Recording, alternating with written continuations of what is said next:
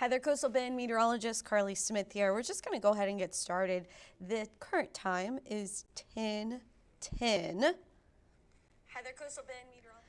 And here are your weather impact alert updates. So if you watch First Edition, you've already seen this, but we've got dangerous waves, dangerous rip current, Francine strengthening still possibly before.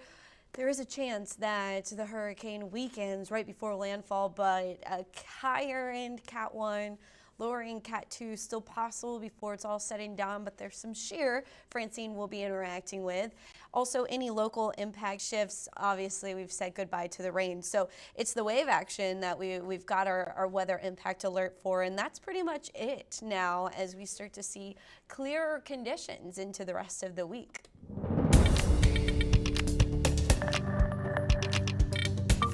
Hello everyone, meteorologist Carly Smith here. Thank you for joining this live weather update.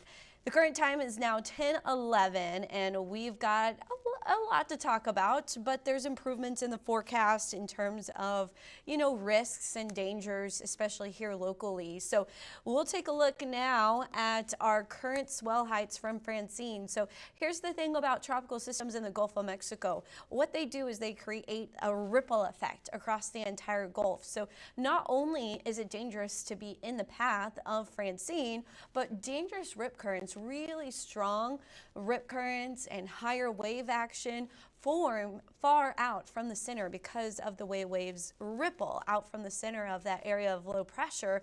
So anywhere as far as Florida and then across the Texas coastline and down across the Mexico coastline as well into the Gulf of Mexico, we could see some dangerous surf and additionally dangerous rip currents develop. And that is the #2 weather fatality related to tropical systems over the last 10 years. So it is just as important to be alert of that danger as it is storm surge and wind, which of course we are not dealing with Francine. Here's the latest look at our wave heights. 8 foot now at our local buoy closer to Matagorda. So the Freeport buoy is at 13 feet.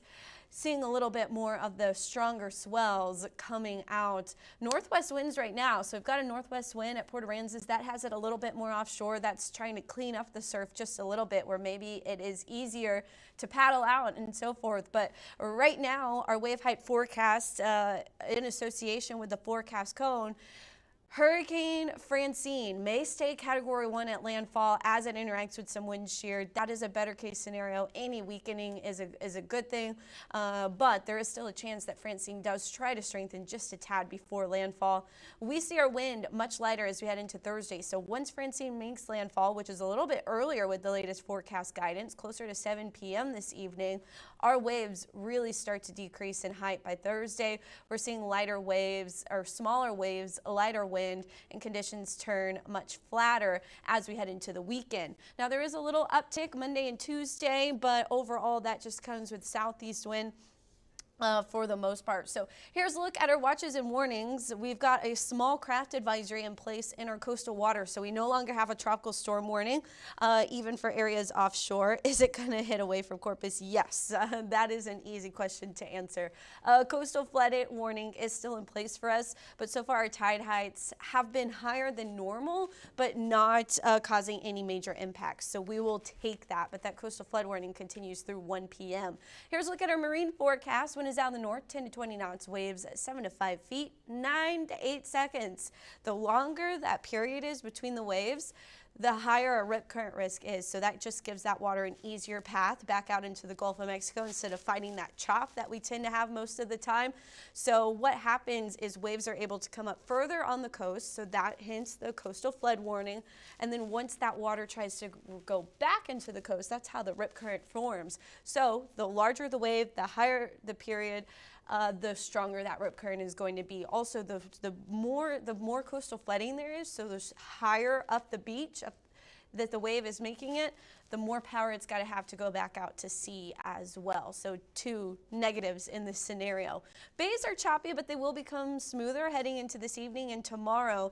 Packery Channel water temperature down to 79. We're still around 83 or so out at our Gulf buoy though. Small craft advisory for offshore water. Bob Hall Pier low tide is 311, so the tide falling through 311, then rising again by 214.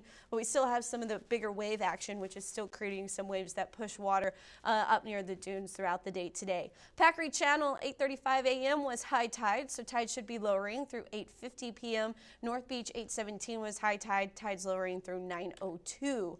In our wind forecast, there's a look at the winds lightening up throughout the day. Additionally, we are going to have our wind shifting back out of the southeast as early as tomorrow, maybe a little light and variable on our Thursday, but by Friday, Saturday, and into next week, we've got southeast winds. So our typical wind coming back into action. So here's a look at Hurricane Francine, the latest 90-mile-per-hour winds. This was just issued at 10 a.m. So gusts are a little stronger than they were earlier today. We're talking 115-mile-per-hour gusts. Pressure has fallen a tad. It is moving northeast, speeding up at 13 miles per hour. So here's one of the main reasons why it's speeding up.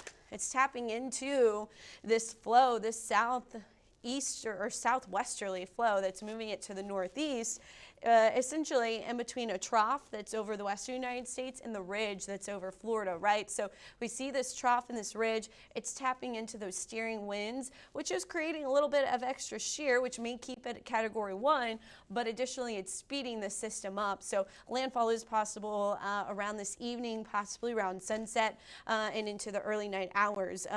Storm surge is going to be high for areas of southeastern Louisiana, Mississippi, Alabama.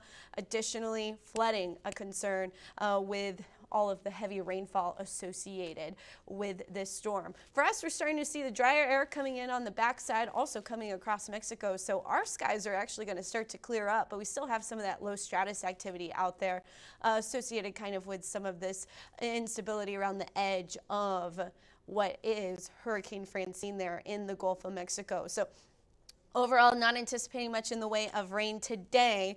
There's Francine moving north along with kind of becoming post-tropical probably fairly quickly. The tornado risk goes up for portions of Alabama and Georgia, northern Florida as we head into Thursday. So tornado warnings across the south, heavy rainfall along the Mississippi River Valley, especially on the eastern side there. Something we are also watching is going to be this system down here in the Pacific that has a moderate chance, medium chance of developing 60% over the next 7 days. Some of that moisture may get pulled into our weather pattern and could kind of bring a chance for a little bit of rain into the coastal bend there on Sunday.